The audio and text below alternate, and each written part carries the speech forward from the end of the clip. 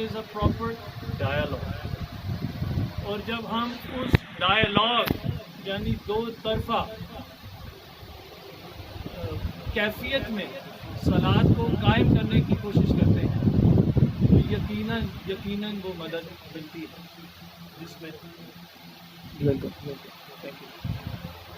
تو یقیناً وہ مدد ملتی ہے جس میں اس آیت کا ذکر ہے کہ نماز اور صبر اور نماز صلات سے مدد لو.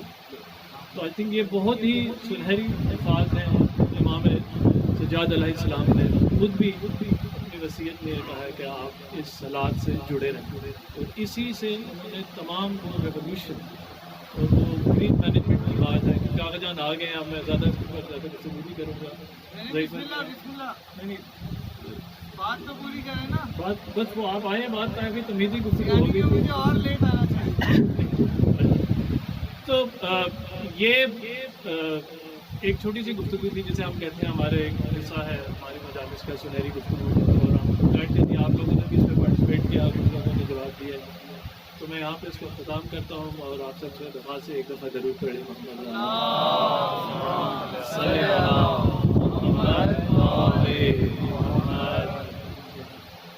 بھائی آپ خوشی میں آتے تو ہم مشکل ہے.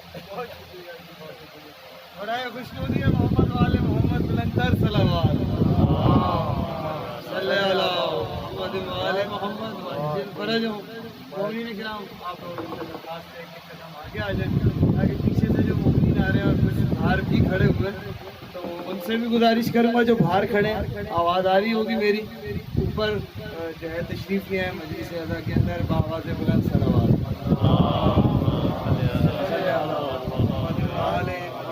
جل فرج ہو. مومنین کرام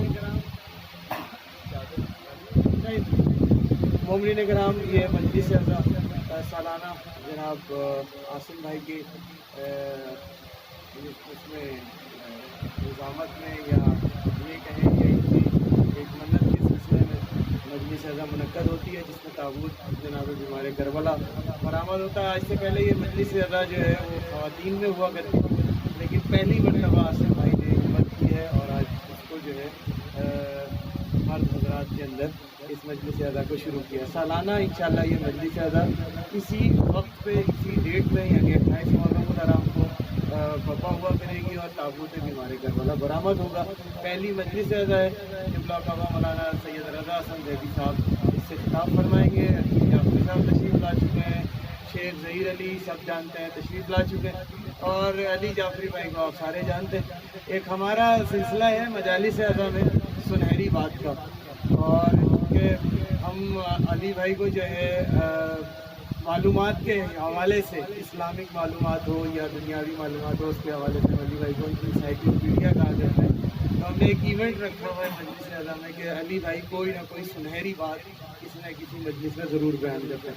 حالانکہ میں سننا چاہ رہا تھا صلوات کے حوالے سے جو آپ کہنا چاہ رہے تھے لیکن سوری کہ میں لیٹ ہو گیا. آپ تمام مومنین سے گزارش ہے کہ ایک مرتبہ پھر بآواز بلند صلوات صلی اللہ محمد محمد وعجل فرجهم. نعرہ تکبیر نعرہ تکبیر نعرہ رسالت نعرہ رسالت نعرہ حیدری نعرہ حیدری حسینیت حسینیت یزیدیت دشمنان اہل بیت اللہ کی لعنت برائے خوشنودی محمد والے محمد بلند تر سلام محمد والے محمد وعجل فرجهم. کیونکہ دو بڑے پڑھنے والے موجود ہیں. آقا بھی تشریف لا چکے ہیں. مومنین بھی بہت تیزی سے تشریف لا رہے ہیں. صرف میں نے اپنا حصہ ڈالنا ہے. دو اشعار آپ لوگوں کی سماعتوں کی نظر بڑا مشہور آپ نے سنا ہوا کلام ہے کہ لباس اور نہ پہ کر حسین دیکھتے ہیں کہ لباس اور نہ پہ کر حسین دیکھتے ہیں کہ لباس اور نہ پہ کر حسین دیکھتے ہیں خلوص قلب کے اندر حسین دیکھتے ہیں خلوص قلب کے اندر حسین دیکھتے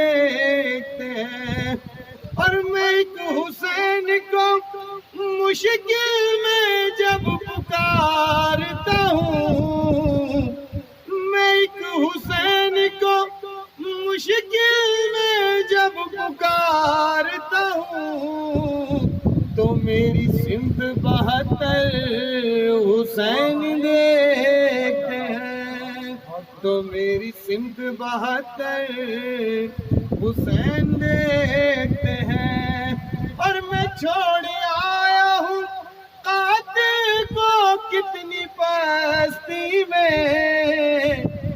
میں چھوڑ آیا ہوں قاتل کو کتنی پستی میں، سینہ کی نوک پہ جا کر حسین دیکھتے ہیں، سینہ کی نوک پہ جا کر حسین دیکھتے ہیں، اور میں گھر کو چھوڑ کے آتا ہوں جب بھی مجلس میں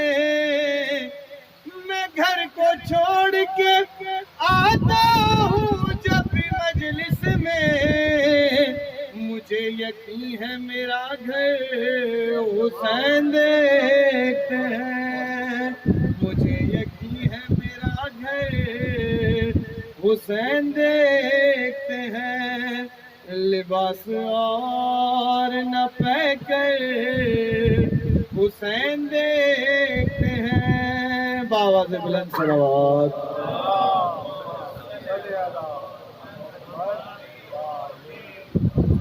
میں گزارش کروں گا وکیل کاظمی بھائی سے کہ آپ آئیں اور صوب سلام پیش کریں اپنے مخصوص انداز سے۔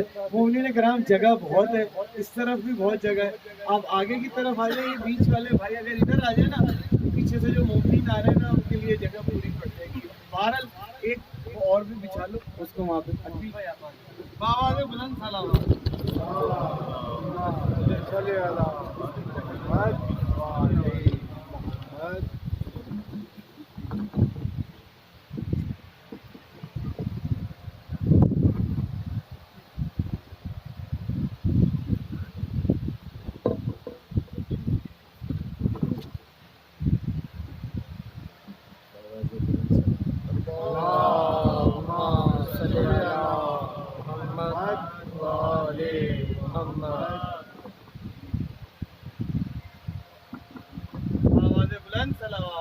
اللہم صلی علی محمد وآل محمد۔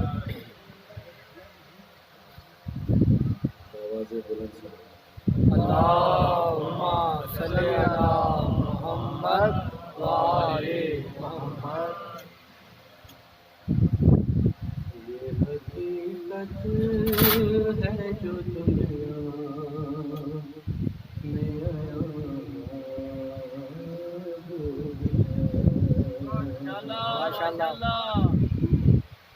یہ حقیقت ہے جو دنیا میں آیا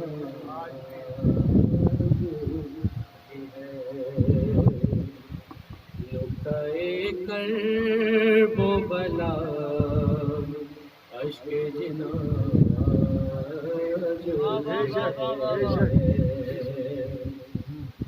نقطۂ کرب و بلا اشک جنا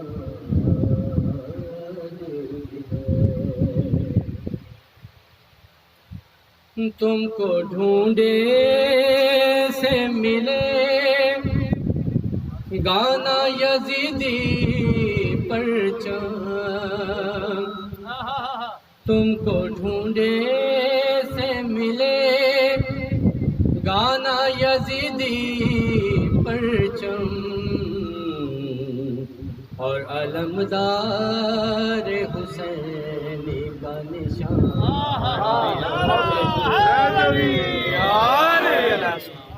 اور علمدار حسینی کا نشان جو بھی ہے، اور اب نہ رک پائے گا رو کیسے کبھی ذکر حسین، اب نہ رک پائے گا رو کیسے کبھی ذکر علی، رفت دار سے میسم کا بیان،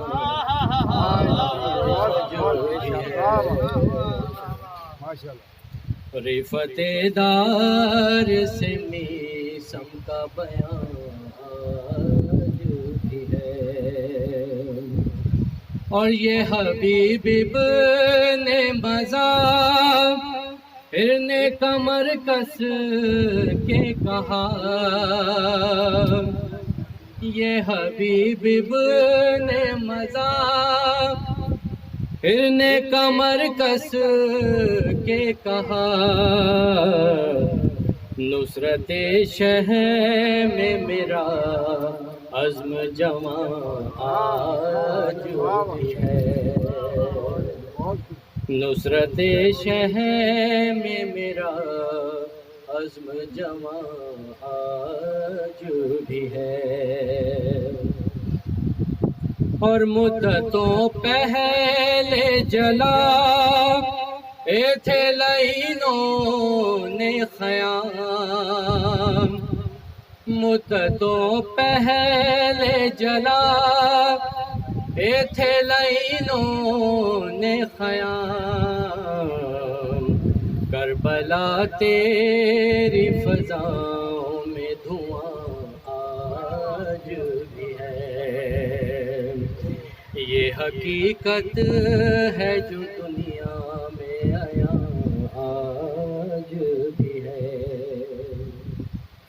اور کھینچ لی سینہ یک برس شہیدین سنا، کھینچ لی سینہ یک برس شہیدین سنا، ام لیلا کے کلیجے میں سنا آج بھی ہے، اور موت نے بچی کو زنداں سے رہا کر تو دیا، موت نے بچی کو زنداں سے رہا کر تو دیا، قید خانے میں سکینہ کی فغان آج بھی ہے، قید خانے میں سکینہ کی فغان آج بھی ہے، کربلا جا کے یہ احساس ہوا اب تو ظفر، شہ مظلوم کی ماں گریا گناہ آج بھی ہے، یہ حقیقت ہے جو دنیا پہ آیا آج بھی ہے۔ صلوات صلی اللہ محمد وآلِ محمد۔ میں گزارش کروں گا جناب شیخ ظہیر علی صاحب سے کہ اپنے مخصوص انداز میں، استاد صفت جعفر کے شاگرد ہیں آپ، اپنے مخصوص انداز میں جو ہے صوت و سلام پیش کریں بآواز بلند صلوات۔ اللہم صلی علی محمد وآلِ محمد۔ باردی کا صلوات۔ اللہم صلی علی محمد وآلِ محمد۔ مولانا صاحب تشریف فرمائیں، بس ایک سوز اور ایک سلام درود محمد۔ اللہم صلی علی محمد وآلِ محمد۔ برائے خوشنودی سیدہ طاہرہ بآواز بلند صلوات۔ اللہم صلی علی محمد وآلِ محمد۔ عابد سے یہ وطن میں کسی نے کیا کلام،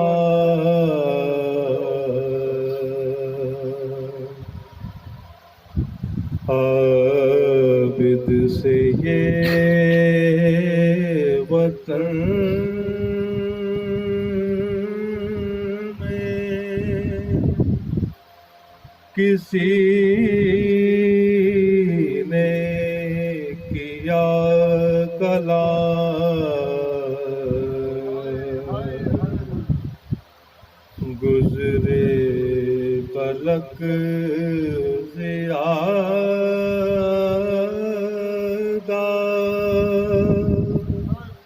کہاں تم پر یا امام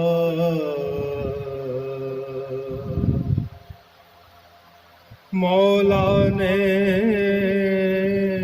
3 بار کہا شام شام شام سر ننگ میرا قربہ تھا اور گرد خاص و عام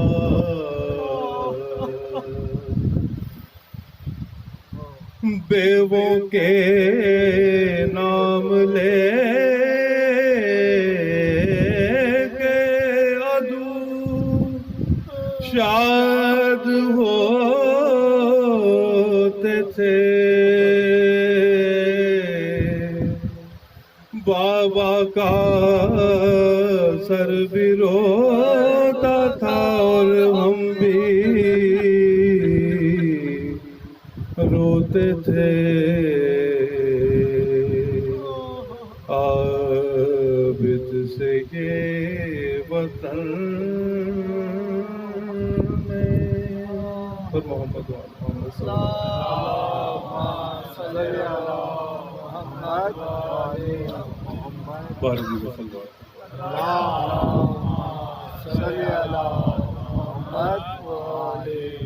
یہ سوچتا ہوں کہ عابد کا حال کیا ہوگا اسیر ہو کے وہ جب شام میں گیا ہوگا یہ سوچتا ہوں سنا ہے شام میں جاتے ہی خون رونے لگا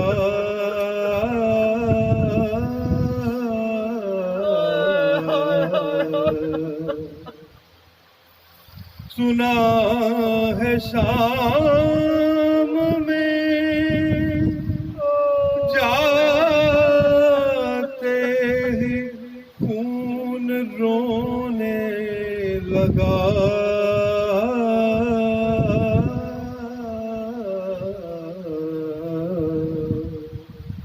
نہ جانے شمر نے عابد سے کیا کہا ہوگا یہ سوچتا ہوں گلے کے طاق نے عابد کو کیا جھکانا تھا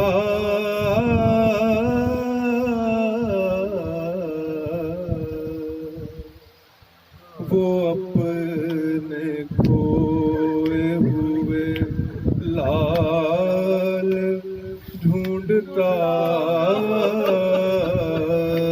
ہوگا یہ سوچتا ہوں وہ ظلم دیکھے ہیں سجاد نے حسین کے بعد،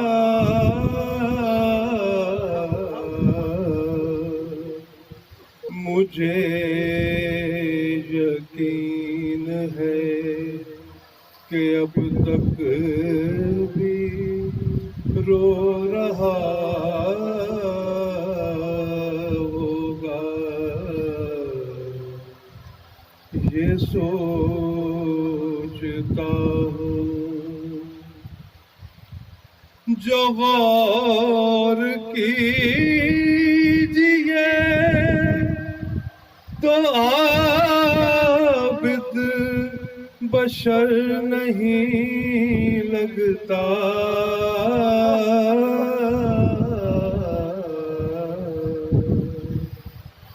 میرے خیال میں دکھ درد کا خدا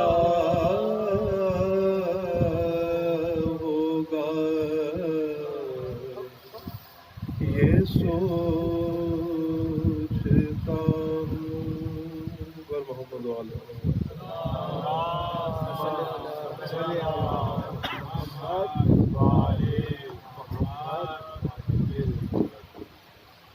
مومنین کرام، آپ تمام مومنین کے نہایت ہی مشکور و ممنون ہیں۔ مومنین کرام، مجلس اعضاء کے تسلسل کو برقرار رکھیے اور ہمارے اس علاقے میں، اس قریے میں جتنے بھی گھروں کے اندر مجالس اعضاء ہیں ان میں زیادہ سے زیادہ شریک ہوں، شرکت کریں اور ان مجالس اعضاء کو کامیاب بنائیں۔ 19 سفر کو سالانہ مجلس اعضاء بسلسلہ چہلم امام حسین علیہ السلام جناب تصور حسین شاہ صاحب کے گھر مجلس اعضاء منعقد ہوتی ہے اور یہ ٹھیک 4 بجے شروع ہو جاتی ہے۔ بعد مجلس اعضاء جو ہے ذوالجناح برآمد ہوتا ہے اور یہ جناب کاظمی صاحب کے گھر سے برابر ہو کر جلوس کی صورت میں تصور حسین شاہ صاحب کے گھر آ کے اختتام ہوتا ہے۔ آپ تمام مومنین سے گزارش ہے کہ اس میں بھی مجلس اعضاء میں شرکت کریں، اور ہو سکتا ہے کہ اس دفعہ یہ مجلس اعضاء کا تسلسل جو ہے 3 دن یا 5 دن کا ہو، اس اعلان سے آپ لوگوں کو ضرور بتا دیا جائے گا، لیکن البتہ 19 سفر کو لازمی مجلس ہوگی۔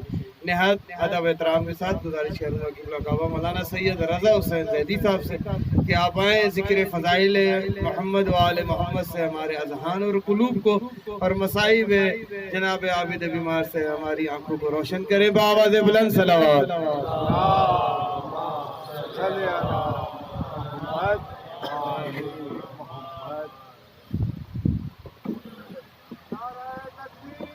اللہ اکبر، اللہ اکبر، یا رسول اللہ، یا رسول اللہ، یا علی علیہ السلام، یا علی، زندہ باد، زندہ باد، مرد آباد، مرد آباد، یا علی۔ اس سے پہلے کہ مجلس کا آغاز ہو، آپ لوگوں سے درخواست ہے کہ ایک مرتبہ بارگاہ حضرت فاطمہ الزہرا سلام اللہ علیہا اور ہمارے وقت کے امام حضرت ولی اصغر علیہ السلام جل اللہ تعالیٰ فرج و شریف اور حضرت ابوالفضل العباس علیہ السلام کی والدہ ماجدہ بی بی ام البنین کی بارگاہ میں ایک مرتبہ فاتحہ پڑھ کر ہدیہ کر دیجیے تاکہ اس مجلس کی قبولیت کو یقینی بنایا جائے۔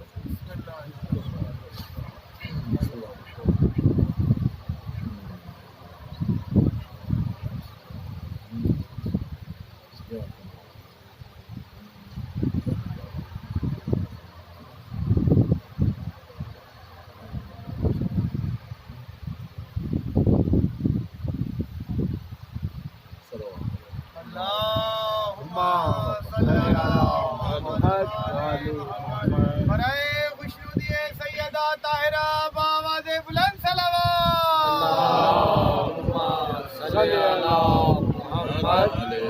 نعرہ تکبیر، اللہ اکبر، نعرہ تکبیر، اللہ اکبر، نعرہ رسالت، کل ایمان یک زبان نعرہ حیدری نعرہ خوشنودی محمد والے محمد بلند تر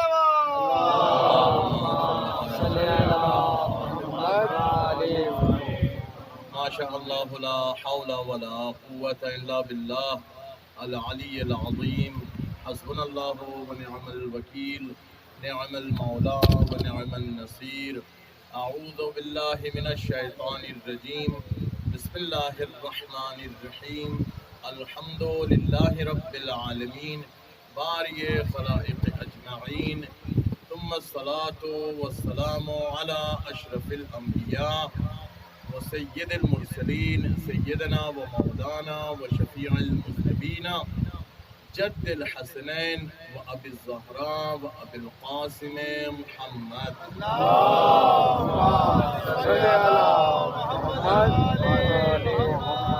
وعلى اہل بیتہ الطیبین الطاہرین المظلومین المعصومین الذین اذهب اللہ عنہم الرجس وطہرہم تطہیرا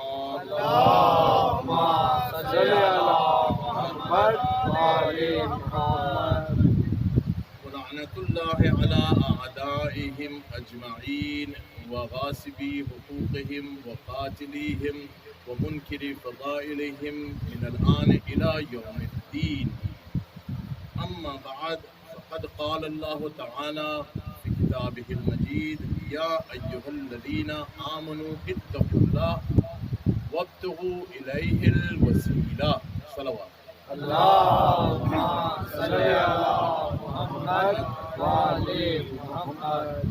ارشاد باری تعالیٰ ہے کہ یا ایہا الذین آمنو، اے وہ لوگوں جو ایمان لائے۔ اللہ تعالیٰ مخاطب ہے ان لوگوں سے جو با ایمان ہیں، یعنی وہ نہیں جو کفار ہیں، بلکہ ان سے مخاطب ہے جو ایمان لا چکے ہیں۔ اتقوا اللہ، تقوی اختیار کرو۔ تقوی کس کو کہتے ہیں؟ یعنی شریعت پہ جو عمل درآمد کر رہا ہو، حرام سے بچ رہا ہو، واجبات پر عمل کر رہا ہو، اس کو کہتے ہیں متقی۔ ایمان لایا ہوا ہے، متقی بھی ہے، یعنی واجبات پر عمل کر رہا ہے، حرام سے بچ رہا ہے، اس کو اللہ تعالیٰ یہ حکم دے رہا ہے کہ مجھ تک پہنچنے کے لیے وسیلہ ڈھونڈو۔ زیادہ اس میں تفسیر میں جانے کی ضرورت نہیں ہے، روایات کی طرف بھی جانے کی زیادہ ضرورت نہیں ہے۔ کیوں؟ کیونکہ خود آیہ مبارکہ آپ کو ایک بات، ایک پیغام پہنچا رہی ہے۔ اگر انسان با ایمان بھی ہے اور وہ حرام حلال پر عمل بھی کر رہا ہے، پھر بھی اس کو یہ کہا جا رہا ہے کہ اللہ تک پہنچنے کے لیے وسیلہ ڈھونڈو۔ جو ہے بہت توجہ جو ہے، مفسرین نے وسیلے کی بالآخر اس کے بڑے وسیع مفہوم ہیں۔ وسیلے کے لیے مفسرین نے لکھا ہر نیک عمل اللہ تک پہنچنے کے لیے ایک وسیلہ ہے یا نہیں ہے؟ انسان نماز پڑھتا ہے، ابھی جعفری صاحب تذکرہ کر رہے تھے صلاۃ کا، یہ اللہ کے قرب کا باعث بنتا ہے۔ انسان ایک رابطہ ہے خدا اور مخلوقات کے درمیان میں صلاۃ۔ کوئی بھی نیک کام انسان کرتا ہے وہ اللہ کے بارگاہ میں اگر پسندیدہ عمل ہے تو وہ اس کے قرب کا وسیلہ بنے گا، اس میں کوئی شک و شبے کی بات نہیں۔ لیکن جب اللہ نے ادھر یہ فرما دیا کہ تقوی اختیار کرنے کے بعد جب وہ حکم دے رہا ہے کہ وسیلہ ڈھونڈو، اس کا مطلب ہے کہ کسی خاص طرف اللہ توجہ دے۔ اس پر ایک میں آپ کے سامنے حدیث عرض کروں گا۔ حضرت انس بن مالک اصحاب رسول میں سے مانے جاتے ہیں، کہے جاتے ہیں اصحاب رسول میں سے۔ انہوں نے یہ کہا کہ میں نے خود رسول اللہ صلی اللہ علیہ وآلہ وسلم سے یہ سنا ہے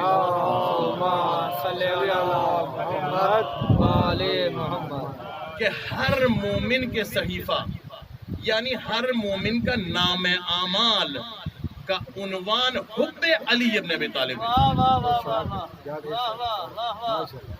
हर इंसान का जो भी वो नेकी करता है, जो भी वो मसलन नमाज भी अगर पढ़ता है, वाजिबात पे भी अमल करता है, रिवायात में है कि जब वो मरेगा तो जो नेक लोग होंगे जिनके आमाल कबूल होंगे उनके दस्ते रास्त में सीधे हाथ में आमाल नामा दे दिया जाएगा, बेशक बेशक।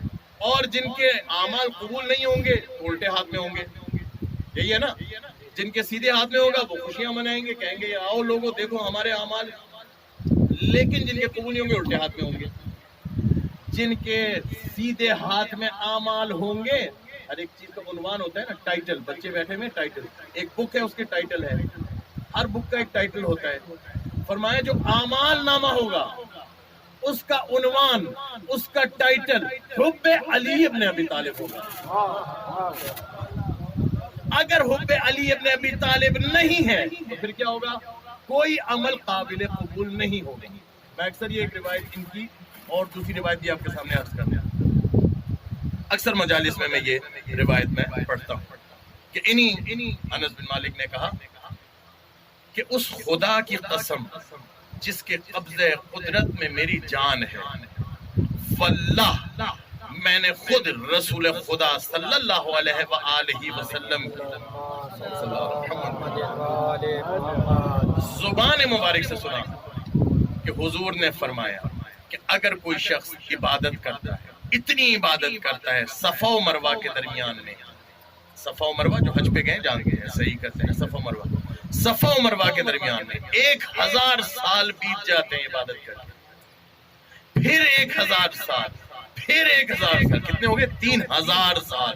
इंसान की उम्र कितनी होती है? 80 साल, 100 साल, ज्यादा 80 100। फरमाया 3000 साल अगर उसको अल्लाह ताला उम्र दे दे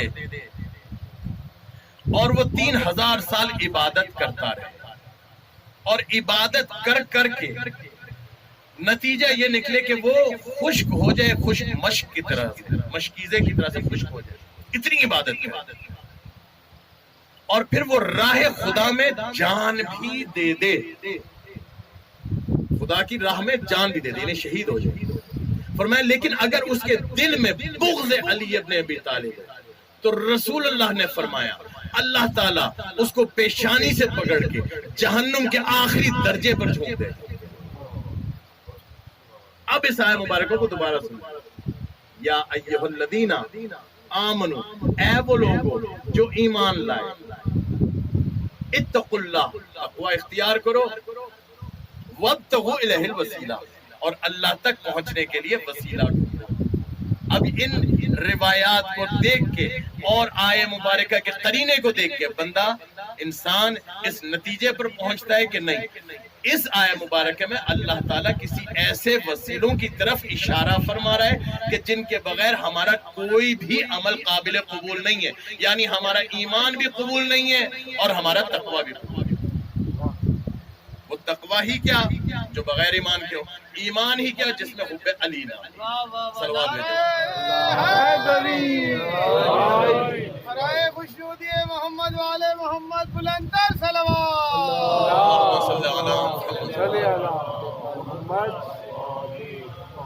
देखिए अब मैं बड़ी तवज्जो आप लोगों की चाहूंगा। अक्सर ये कहा जाता है कि जनाब, ये जो कहा जाता है कि वसीले से मुराद मोहम्मद वाले मोहम्मद अलैहिस्सलाम है, ये मसलन कह दिया जाता है कि ये शिरक है, कुफ्र है, या मसलन ये दुरुस्त नहीं है। देखिए वो ऐन तौहीद है अगर वसीला अहले बैत अलैहिस्सलाम हो या रसूलुल्लाह सल्लल्लाहु अलैहि वसल्लम की जात। किस तरीके से? ये अल्लाह ताला ने जो कायनात बनाई है ना, इसमें एक निज़ाम बनाया है। ये निज़ाम जो चल रहा है ये सबब और मुसब्बिबात के तरीके से चल रहा है। तवज्जो है? मसलन मलिकुल मौत आपकी रूह कब्ज करता है, अल्लाह फरमाता है मलिकुल मौत रूह कब्ज करने वाला है। दूसरी जगह इरशाद फरमाता है मैं रूह कब्ज करता हूँ। अब इसमें से दोनों बातों में दुरुस्त क्या हुआ? आया इसका मतलब ये हुआ کہ اللہ تعالیٰ جہاں پر کسی کی روح قبض کر رہا ہے وہاں ملک الموت نہیں روح قبض کر رہے، یا مثلا کہیں ملک الموت روح قبض کر رہے ہیں تو وہاں اللہ تعالیٰ روح قبض نہیں کر رہا؟ کیا یہ مطلب لیں؟ یا یہ مطلب لیں کہ نہیں، دونوں باتیں درست ہیں، اللہ نے سبب بنایا ہے ملک الموت کو کہ وہ ہماری روح قبض کرے، لہٰذا دونوں باتیں صحیح ہیں۔ اگر ملک الموت روح قبض کر رہا ہے تو اس کا مطلب ہے اللہ روح قبض کر رہا ہے، اور جس کی بھی روح قبض ہو رہی ہے تو وہ اللہ بھی کر رہا ہے اور ملک الموت بھی روح قبض کر رہے ہیں۔ یہ سبب ہے، پوری کائنات کا نظام اللہ نے سبب اور مسببات کے طریقے سے بنایا۔ اس میں کوئی شک نہیں کہ اللہ صمد ہے، اللہ کو کسی چیز کی ضرورت نہیں ہے، اللہ کو اس چیز کی ضرورت نہیں ہے کہ وہ سبب بناتا کائنات میں، اللہ سبب بناتا پھر ہی روح قبض ہوتی، وہ خود بھی کر سکتا تھا، اس کو ضرورت نہیں تھی کہ وہ کسی تک رزق پہنچانے کے لیے کوئی سبب بناتا، خود بھی بنا سکتا ہے۔ من و سلوہ نازل ہوا، ہر ایک کو من و سلوہ نازل ہو سکتا تھا، ہدایت کے لیے بھی ضرورت نہیں تھی، لیکن خود اللہ تعالیٰ نے اس نظام کو پسند کیا ہے کہ ہر چیز کا، جس چیز کو خلق کیا اللہ نے وہ کسی نہ کسی چیز کے لیے سبب ہے۔ یہ میری آنکھیں سبب ہے اس بات کی کہ میں دیکھ سکوں، اگر وسیلے کا انکار کر دے تو انسان اندھا ہو جائے گا، کانوں کے انکار کر دے انسان بہرا ہو جائے گا۔ ہر نعمت کائنات میں کوئی ایسی شے نہیں ہے جو کسی نہ کسی چیز کے لیے خلق نہ ہوئی ہو۔ اللہ نے کسی چیز کو فضول خلق نہیں کیا، نعوذ باللہ، اس کا کوئی فعل ایسا نہیں ہے جو کسی مقصد کو پورا نہ کرنا۔ اس لیے اللہ تعالیٰ نے جو نظام بنایا ہے کائنات کا وہ مسبب الاسباب، خدا اس نے نظام ایسا بنایا جس میں سبب ہے، خود اس نے ایسا نظام بنایا، خود اس نے چاہا ہے۔ اب سوال آگے چلا کے بچے بیٹھے ہیں، آہستہ آہستہ کر کے چلتے ہیں، اچھا سبب بن گئے، اب لوگ کیا یہ سمجھیں کہ یہ سبب جو بن گیا اب خالی یہی سبب رہ گیا جو کام انجام دے رہا ہے، اور نعوذ باللہ خدا جو وحدہ لا شریک ہے وہ کچھ نہیں کر رہا، یعنی اس سے منقطع ہو گیا۔ اس کو کہتے ہیں من دون اللہ، اللہ سے بغیر۔ یہ یہودیوں کا عقیدہ ہے جو کہتے تھے کہ اللہ تعالیٰ کے ہاتھ بندھے ہوئے ہیں، ایسا نہیں ہے۔ ہمارا مسلمانوں کا عقیدہ یہ ہے کہ اللہ تعالیٰ ہر چیز پر قادر ہے، اور جو بھی اس نے سبب بنائے اس کی قدرت سے باہر نہیں ہے۔ جو اس نے ملائکہ خلق کیے اور جو کام وہ ملائکہ انجام دے رہے ہیں، اور جو ہادیہائے برحق اس نے خلق کیے ہیں، جو انبیاء علیہ السلام اس نے ہدایت کے لیے بھیجے یا ائمہ معصومین علیہ السلام ہدایت کے لیے بھیجے، وہ اللہ تعالیٰ کی قدرت سے باہر نہیں ہے۔ اب اگر وہ کسی کو عطا کرتے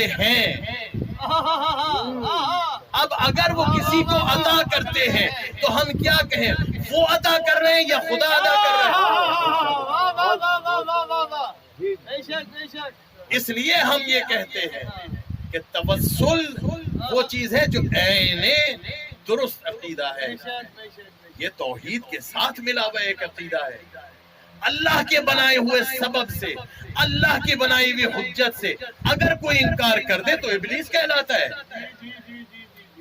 میں نے پچھلی مجلس میں بھی عرض کیا تھا، ابلیس آج بھی اللہ کو مانتا ہے، اللہ سے منکر نہیں ہے۔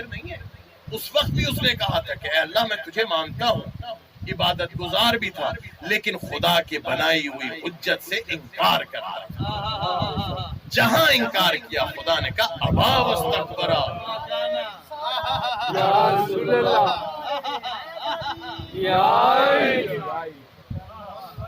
بس حجت ہے خدا، حجت ہے جس کو خدا نے حجت بنا دیا، جس کو خدا نے فیض بنا دیا خدا اور مخلوقات کے درمیان میں، وہ وسیلہ ہے کہ جن کے در پر اگر انسان نہ آیا تو ایسا ہی ہوگا کہ جیسے آنکھوں سے انکار کر کے انسان آنکھیں بند کر لے اور کہے میں دیکھ رہا ہوں۔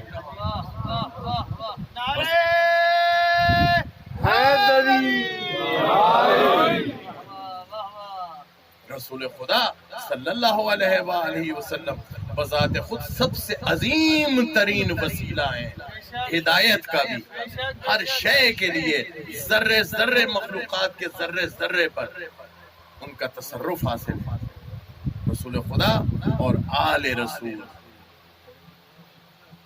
رسول خدا صلی اللہ علیہ وآلہ وسلم کے بارے میں کیا اللہ تعالیٰ نے یہ نہیں فرمایا تھا صلی اللہ علیہ وسلم؟ صلوات بھیجو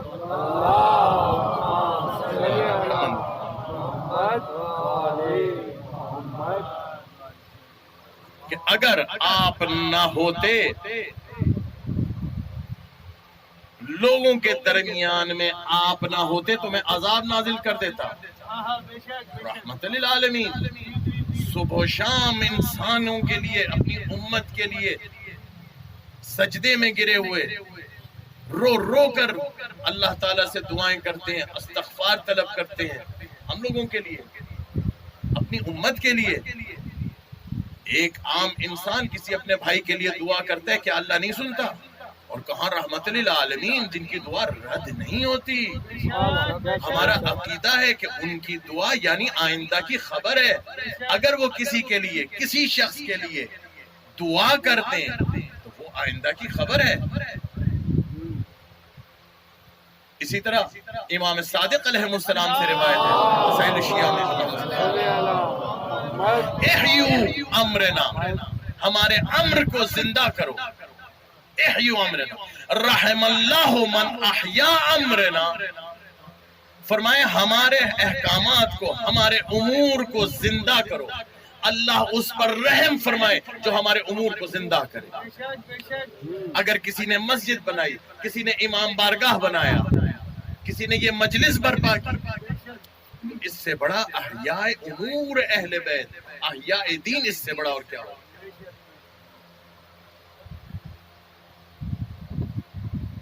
اچھا تھوڑا تھوڑا صلوات بھیجیں اور آگے بھی آتے ہیں۔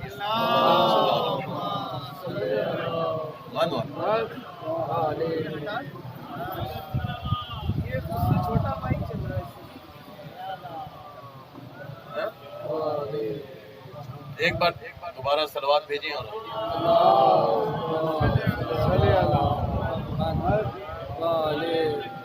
اللہ اکبر، اللہ اکبر، یا رسول اللہ، یا رسول اللہ، یا علی، یا علی،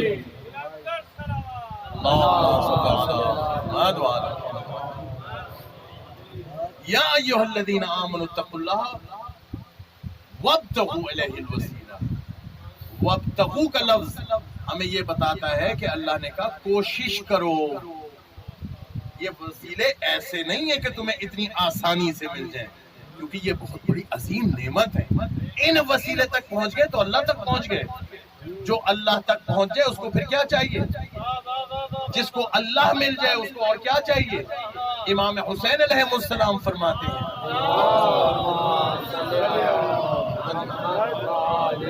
دعائے عرفہ کے جملے ہیں کہ جس کو اللہ مل جائے اور اس کا سب کچھ کھو جائے اس کو سب کچھ مل گیا، اور جس کو سب کچھ مل گیا اور خدا نہ ملا، اللہ نہ ملا تو اس کو کچھ نہیں ملا۔ تو جس کو اللہ مل گیا اس کو سب کچھ مل گیا۔ وَمَا خَلَقْتُ الْجِنَّ وَالْإِنسَ إِلَّا لِيَعْبُدُونَ، نہیں خلق کیا جن و انس کو مگر اس لیے کہ اللہ کے بندے بن جائیں، اللہ کو پہچان لیں۔ انسان کی خلقت کا مقصد یہی ہے۔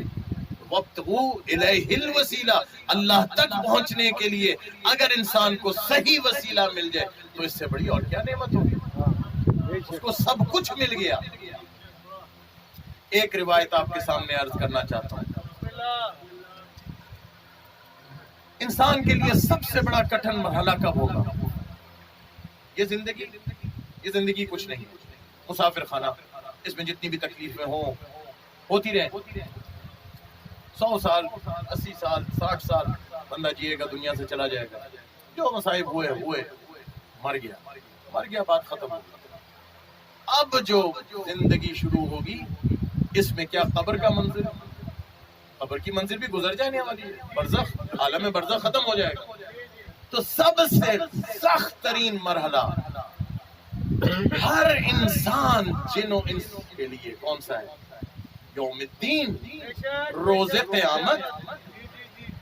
اس روز قیامت سے بڑھ کے اور کوئی سخت ترین کٹھن ترین مرحلہ انسان کے لیے کبھی نہ ہے نہ ہو سکے گا۔ یہ وہ مرحلہ ہوگا کہ جہاں مائیں اپنے بچوں کو نہیں پہچانیں گی، کہیں گی دور ہو بچوں، میرے سے دور ہو جاؤ اس وقت، اور خدایا اگر میری جگہ پہ میرے بچوں کو اگر جہنم میں ڈالنا ہے تو ڈال دے، مجھے معاف کر۔ مائیں اپنے بچوں کو نہیں پہچانیں گی، وہ سخت ترین مراحل۔ ادھر کے لیے ایک روایت آپ کی خدمت میں عرض کرتا ہوں، اور اس روایت کو جو نقل کیا ہے وہ سنی شیعہ دونوں کتب احادیث کے اندر موجود ہے۔ جن دنوں میں جیو کے اوپر ایک ایئروائے کی طرف سے حملہ ہوا تھا کہ جناب آپ لوگوں نے مثلا حضرت زہرا سلام اللہ علیہ کی شان میں گستاخی کر دی ہے، امیر المومنین کی شان میں گستاخی کر دی ہے، تو ایئروائے والے ان کے ضد میں بہت سارے علماء کو مکاتب فکر سے مثلا شیعہ بھی، سنی بھی، بریلوی، دیوبندی، جتنے بھی مولانا تھے ان کو لے کے آتے تھے، لیکن ایک سیاسی جنگ تھی کہ جیو کو بس دکھایا جائے۔ انہی دنوں میں لشکر جھنگوی کے مولانا لدھیانوی صاحب کو دعوت دی گئی کہ آپ بھی آ کے کچھ بولیں۔ انہوں نے یہ ایک روایت سنائی، اور یہ روایت ان کے ہاں بھی ہے، ہمارے ہاں بھی، آپ کے ہاں بھی ہے، سب کے ہاں۔ کیا کہ ایک دن رسول خدا صلی اللہ علیہ وآلہ وسلم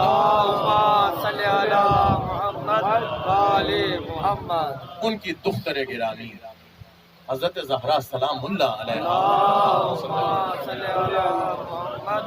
اپنے بابا رسول اللہ صلی اللہ علیہ وآلہ وسلم کے پاس تشریف لے کے آتی ہیں اور فرماتی ہیں، بابا میں چاہتی ہوں کہ جو حق مہر ہے وہ اصل حق مہر مجھے نہیں دیا گیا۔ حضور نے جو حق مہر جو تعین کیا تھا وہ 500 درہم تھا، آج کے زمانے میں 1.25 لاکھ 1.5 لاکھ روپے سکہ، یعنی جو چاندی جو ہے سلور اس کی آگے مجھے نہیں۔ حضور نے فرمایا اچھا بیٹی میں علی بن ابی طالب سے کہتا ہوں آپ کو 500 اور دے دوں۔ یہ لدھیانوی صاحب کے میں آپ کو حرف بحرف سنا رہا ہوں، اور یہ ہمارے پاس بھی مستند روایت ہے۔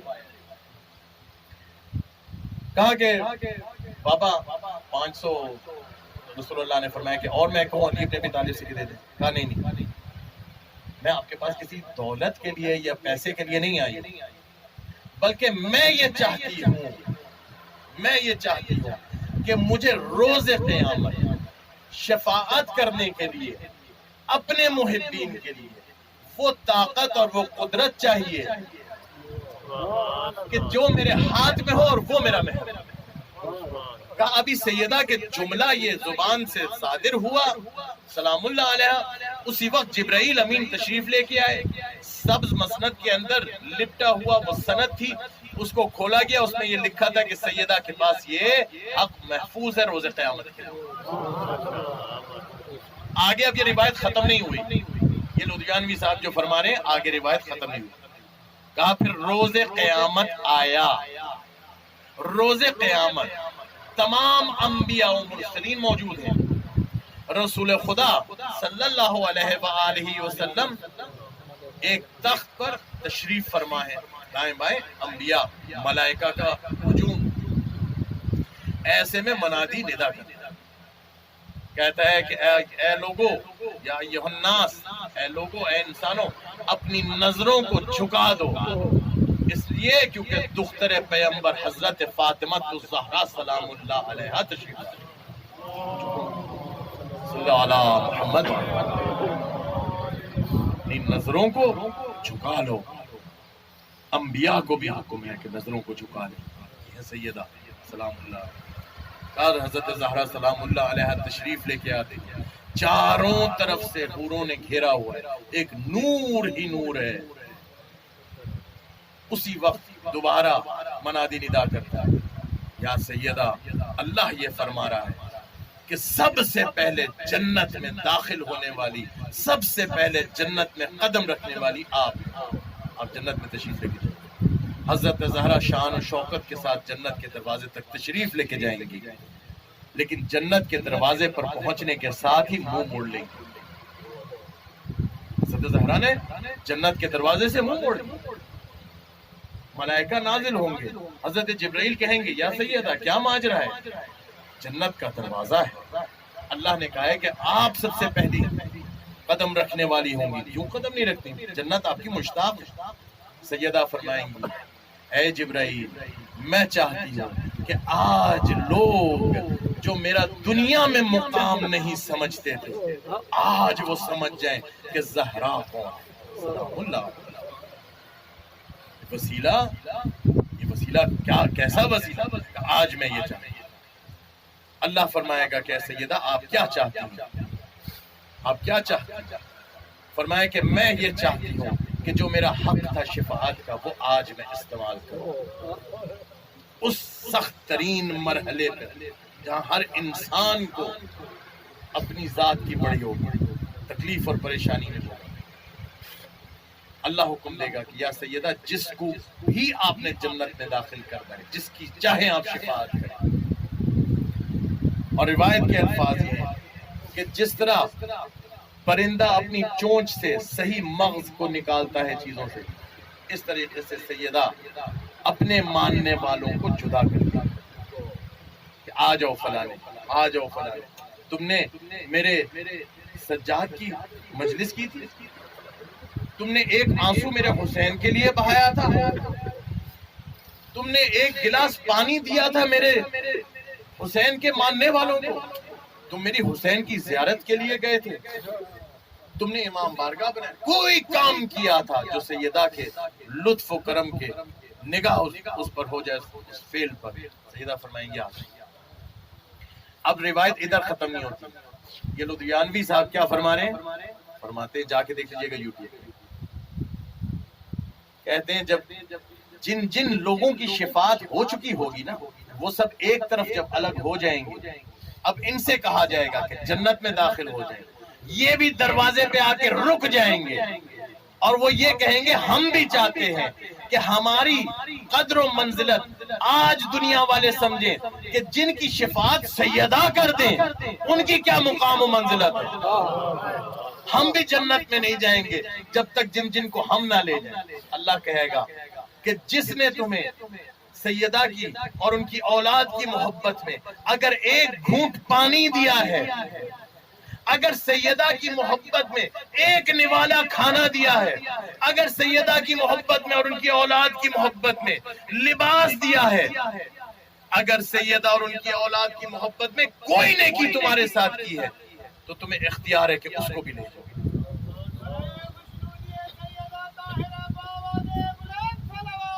اللہ صلی اللہ علیہ محمد عجل الفرج. تو یہ عزیزان گرامی یہ وہ وسیلہ ہے. ان وسیلے سے انکار کرنے والے بھی مجبور ہوتے ہیں یہ باتیں کرنے کے لیے, کیونکہ یہ ایک ایسے حقائق ہے جن سے منہ نہیں پھیرا جا سکتا. روز قیامت سے بڑھ کے اور کون سا منزل ہوگی. لیکن افسوس یہ ہے کہ لوگوں نے دنیا کے اندر ان کا حق پہچان کے بھی ان سے انکار کیا. امام زین العابدین علیہ السلام اللہم صلی اللہ علیہ وسلم, میں عرض کر رہا تھا نا سبب اور مسببات کا یہ عالم ہے. وسیلہ ایک تو ہم ہیں جو ہم وسیلے کی طرح وابتغوا الیہ الوسیلہ. اب وہ جو وسیلہ ہے وہ بھی ذریعہ ہدایت ہے ہمیں اب اللہ تعالیٰ کی طرف لے جانے کے لیے. اور جہاں ہمارے اندر کوئی کمی ہو تو پھر شفاعت کر دیں جیسے سیدہ نے. یہ جو ہمارے لیے ہدایت کا باعث بنتے ہیں, یہ جو وسیلے ہیں جو اللہ تعالیٰ نے بنائے ہیں, انہوں نے کتنا صبر کیا. امام زین العابدین علیہ السلام اللہم صلی اللہ علیہ وسلم, رئیس البکائین, رونے والوں کے سردار, ان کو اجازت نہیں تھی کہ وہ کوئی بھی خطبہ دے سکے. اگر خطبہ دینے لگے تو فوجیوں کا محاصرہ ہو جاتا. یا علی ابن حسین آپ کوئی جملہ نہیں کہہ سکتے. اگر کوئی بات کسی سے کرنا چاہے تو اجازت نہیں تھی. سید الساجدین ہادیہ برحق علی ابن الحسین اب ہدایت کا مرکز اور محور کیا کربلا کے بعد ایسے مواقع علی ابن الحسین کو نہیں دستیاب تھے کہ جن کے نتیجے میں بنو امیہ کو ایک لمحے میں ان کے تخت و تاج سمیت اکھاڑ کر زمین پر دے مارے؟ کیا امیر مختار کا قیام اور پھر توابین جیسے لوگوں کے قیام جو تھے، ان سب کو متحد کرنا علی ابن الحسین کے لیے مشکل کام تھا؟ بلکہ ان سب کو متحد کرنے کے بعد دوسروں کو بھی ان کے ساتھ ملانا کیا مشکل کام تھا؟ لیکن تخت و تاج حاصل کرنا علی ابن الحسین کا مقصد نہیں تھا علیہ السلام۔ کیوں مقصد نہیں تھا؟ کہ جو لوگ کربلا کے بعد آج بھی دنیا کے اندر یہ لوگ کہتے ہیں مثلا کہ 2 شہزادوں کی جنگ تھی تو علی ابن الحسین نے ان کے منہ پر تماچا دے مارا۔ کب کسی ہادی برحق کو ضرورت پڑی کسی تخت و تاج کی ہدایت کے لیے؟ سخت ترین مراحل کے اندر بھی علی ابن الحسین نے ہدایت کا سلسلہ جاری رکھا۔ ایک امام حسین یہ جو بات میں نے کی نا کہ 2 شہزادوں کی جنگ، تو بعض دفعہ جو کفار ہیں ان کو بھی حق دکھائی دے جاتا ہے اور وہ بات یہ کر جاتا ہے۔ ایک مشہور برٹن کا UK کا آتھر ہے، اس کا نام ہے چارلز ڈکنس۔ بچے بیٹھے ہیں وہ جانتے ہوں گے، جو لٹریچر انگلش لٹریچر پڑھیں گے وہ چارلز ڈکنس کو سمجھتے ہیں اور پڑھا بھی ہوگا۔ چارلز ڈکنس نے ایک بات بولی، اس کی اور انٹرنیٹ پہ جا کے آپ سرچ کر لیجیے۔ اس نے کہا کہ if امام حسین علیہ السلام had gone to Karbala to quench his worldly desires, I do not understand why he brought along his wife and children. It only stands to prove that he stood purely for Islam. سمجھ میں آیا؟ فرماتا ہے Charles ڈکنس کیا کہتا ہے؟ کہتا ہے کہ امام حسین علیہ السلام جو کربلا گئے، اپنے ساتھ اپنی ازواج کو لے کر، اپنے ساتھ اپنی بہنوں کو لے کر اور بیٹیوں کو لے کر جو گئے، یہ اس بات کی دلیل ہے کہ وہ پیورلی فقط اور فقط اسلام کے لیے نکلے، ورنہ ان کو ساتھ لے کے کیوں جاتے؟ وہ شخص اگر تخت و تاج کے لیے جاتا ہے تو ان کو ساتھ لے کے نہیں جاتا۔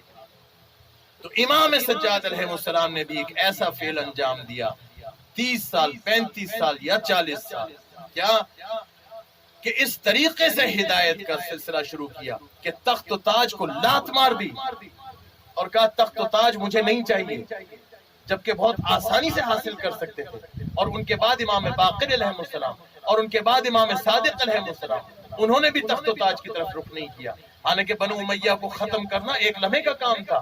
ادھر سے بنو امیہ کی جڑیں کمزور ہوتی جا رہی ہیں، مختلف قیام تھے جو جگہ جگہ سر اٹھاتے تھے اور بنو امیہ کی جڑوں کو کمزور اور کھوکھلا کرتے جاتے تھے، اور دوسری طرف سے قیام ہوتے تھے اور ادھر سے بنی عباس اہل بیت کا نام لے کے اوپر آ رہے تھے۔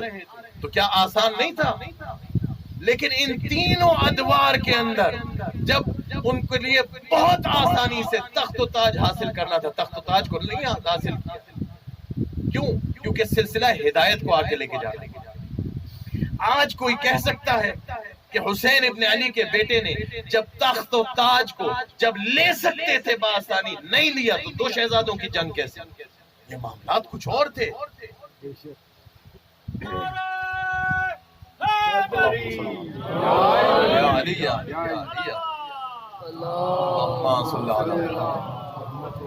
یہ معاملات کچھ اور تھے۔ یہ سلسلہ ہدایت اہل بیت علیہ السلام کو لوگوں نے روکنے کی کوشش کی لیکن رک نہ پایا۔ فانوس بن کے جس کی حفاظت ہوا کرے، وہ شمع کیا بجھے جسے روشن خدا کرے۔ کس کی مجال کہ اہل بیت علیہ السلام کو جو ان کا اصل ہدف ہے اور ہدایت کا ہدف، اس سے کوئی روک سکے؟ مولا کو کہا کہ آپ خطبے نہیں دے سکتے، بس 1-2 خطبے انہوں نے جو یزید کے دربار میں یا ابن زیاد کے دربار میں وہ تاریخ میں ملتے ہیں، وہی خطبے تھے، لیکن اس کے علاوہ خطبوں کی اجازت نہیں ہے۔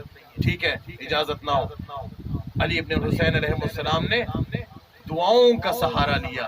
صحیفہ سجادیہ آج ایک عظیم ترین شاہکار ہے علی ابن الحسین علیہ السلام کا، جس کے راوی زیدی سادات کے جد حضرت زید شہید ہیں. یہ صحیفہ سجادیہ جو ہمارے کلام الامام امام الکلام، امام کا کلام جو ہوتا ہے وہ خود کلام ایک امام ہوتا ہے تمام کلام.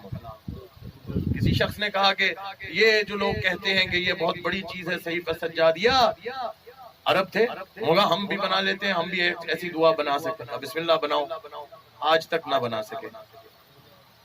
یہ وہ فصاحت و بلاغت کی انتہا اور کمال ہے علی ابن حسین علیہ السلام کہ اس طریقے سے سلسلہ ہدایت کو جاری رکھا. دو طریقوں سے، ایک اپنی عزاداری سے اور دوسرا دعاؤں سے. انسانیت کی ہدایت اللہ کی طرف لے کے گئے. ایک ایک دعا کو اٹھا کے دیکھیے، مولا یا انت المولا وانا العبد وهل يرحم العبد الا المولا. اے میرے مولا، اے میرے مولا، تو میرا مولا ہے اور میں تیرا بندہ، میں تیرا غلام ہوں، اور غلام پر مولا کے علاوہ اور کون رحم کرے گا؟ مولا یا انت العزیز وانا الذلیل وهل يرحم الذلیل الا العزیز. اے میرے مولا، اے میرے مولا، تو عزت والا ہے اور میں ذلیل ہوں، اور ذلیل کے اوپر عزت والے سے کے علاوہ اور کون رحم کرنے والا ہے؟ یہ ہمیں تعلیم دے رہے ہیں. خدا کی بارگاہ میں اپنے مقام سمجھو. من عرف